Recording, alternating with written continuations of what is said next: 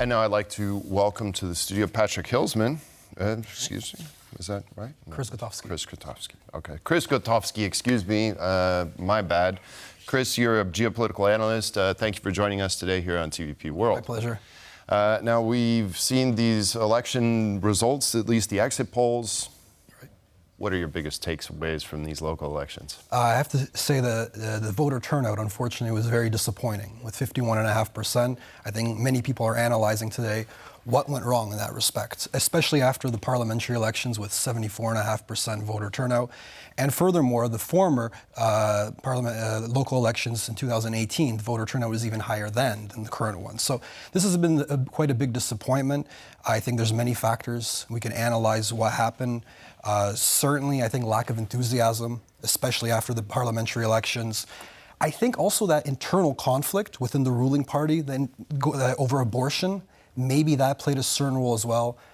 Also the nice weather as well, I think played a role as well. So, but certainly I think that's been the biggest disappointment. At the same time, we could say that there's no surprises in the big cities. Civic coalition did very well. Law and Justice Party did poorly, but even worse than the last time, because in Warsaw, Trzaskowski won with 60% this time, last time with 56%. Last time, Patrick, the candidate for Law and Justice, got 28%. This time, the candidate from Law and Justice got 18.5%. So in the cities, I think it's a big success for the ruling coalition in general. But in the smaller towns in the east, with farmers also, that's quite important. I think as a result of the protests, Law and Justice certainly did very well. Mm-hmm. Right, and sort of we've been discussing this topic since the early morning, and I was wondering, some people say that the results of these local elections are symptomatic of what could happen in June in the elections to the European Parliament. Do you agree with this? I think there's some truth to that. I think there's a little bit of electoral election fatigue to begin with. It was a whole election cycle. I think the European parliamentary elections, usually the turnout is quite low to begin with, right? It's been getting better, that has to be said, but nonetheless, I think I am worried about the voter turnout, and I think it's going to be a huge task for everyone, actually, to mobilize and actually vote, because those elections are still very important, too, we have to remember. Right, certainly, Europe's going in its directions. Well, I mean, what can be said about how this affects average voters? We talk about the turnout being 73% for the parliamentary elections, but the political scene here in Poland is very polarized. Yeah, I would even compare it to the United States. It's something on a similar level. So, what do you think are going to be the main reasons, I guess, that people didn't show up this time around? I think there's a number. I think that, like I mentioned, I think that internal conflict regarding abortion could be one. I think the younger generation in general, I think during the parliamentary elections, they felt they did their task, they did their duty, and this time along they just said, you know what, we'll stay at home, or it's a nice day. I think that's one of the reasons.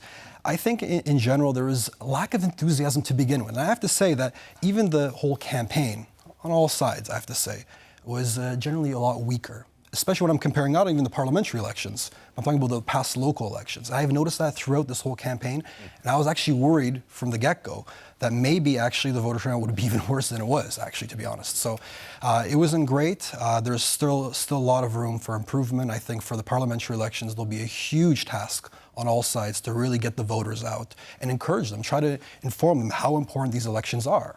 And just to follow up on that, we hear out of the parliament, our reporter was just reporting from there, everybody's happy with the results. Yeah. I mean, if you ask each party.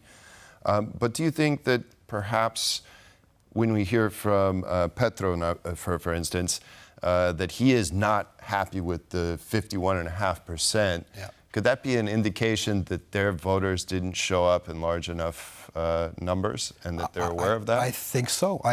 And again, I do think that whole issue, actually, that kind of dispute that we're seeing within the ruling coalition may have played a factor.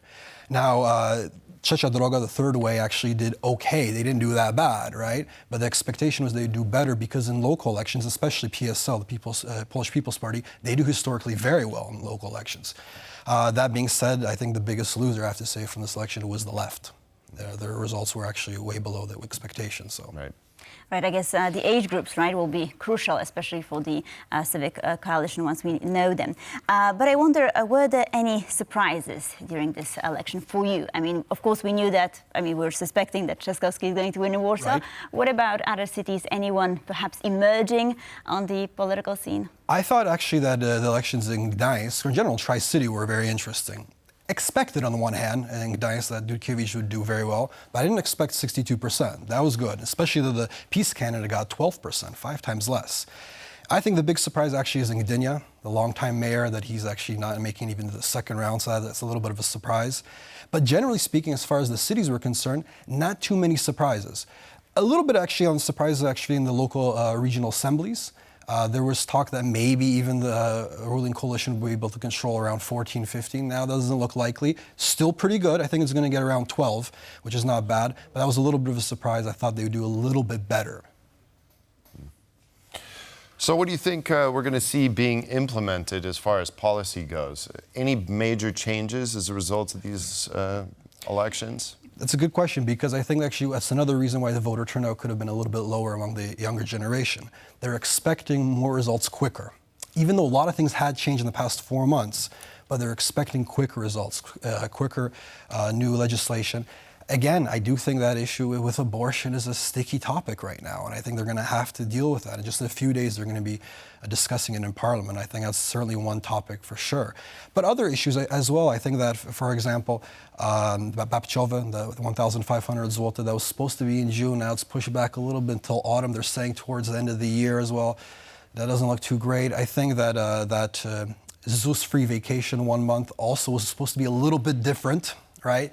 So I think they're going to be analyzing the results, seeing what kind of impact that had actually on their electorates, and then they'll go from there. But certainly there's quite a lot of work to be done. But like I said, I think for the ruling coalition, this is a victory, generally speaking. For peace, they got the most votes in the regional assemblies, but they lost. So it's kind of similar, actually, to the parliamentary elections. And furthermore, as a matter of fact, this could actually be a little bit of demobilizing for peace supporters, because in 2 occasions, they got the most votes. In 2 occasions, they didn't fully win. Right. Right, absolutely. And coalition is gaining on them each and every time. That's right. Mm-hmm. That's right. Okay. But so I was wondering, what could be their strategy moving forward? I mean, the second time they're, sort of theoretically winning, as you've mentioned, but it doesn't really translate into the result on the ground. So, what will they do in order to perhaps maintain their grip on, the electorate that they have, or perhaps expand? Because they should be desperate by now, right? 2 times they've been. Right. Well, the Law and Justice Party certainly has a huge advantage in the East. Nothing has changed there. In the villages, with farmers. But they have to actually, if they want to do well, open up to other people as well. And they have a hard time doing that. They actually did tone down the rhetoric a little bit. They're trying to present a little bit of a softer image. Will that work? I don't think so. And likewise, what does coalition have to do to pick up some of the voters in the East from peace? Well, certainly focus more on those villages. It's very difficult. It's very difficult.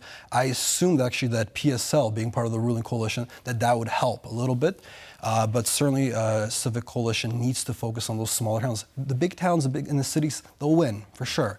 The focus should be on those smaller towns. Try to convince them that they're actually going to help them with farmers. I think that's also a little bit of a sticking point too, with those farmer protests. Right. I think Law and Justice Party actually capitalized on that, actually was saying that they support the farmers a lot more than the Civic Coalition necessarily did. So I think there's some room there as well for Civic Coalition focus on the farmers as well too. Yet there's some nuance to that, because basically that whole problem was allowed to fester under the management of Law and Justice. Exactly, right? Exactly. Really come to a head. And now they're saying they come to the rescue. They're the ones supporting. That's a very good point.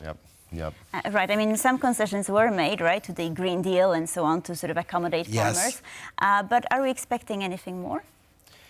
For the European elections, it's hard to say. I think actually a big question is going to be in what format they're going to go into the European elections. Last time they went as a European coalition, and that didn't work, to the surprise of many. And Law and Justice Party, which these type of elections they usually do poorly, did quite well, actually. So I think that's actually going to be a big question mark there. In what format will they go into the European elections? This should favor the ruling coalition. But again, last time there was a big surprise, so we'll have to wait for 2 months, but certainly the campaign must be better than it was this time around. Right, there's a And lot on of this note, information to get out there. Well, Chris Gotowski, thank you, yes, sir, Chris for being Gotowski, with us. thank you very much. My We pleasure. appreciate you coming in today and sharing your thoughts. My pleasure.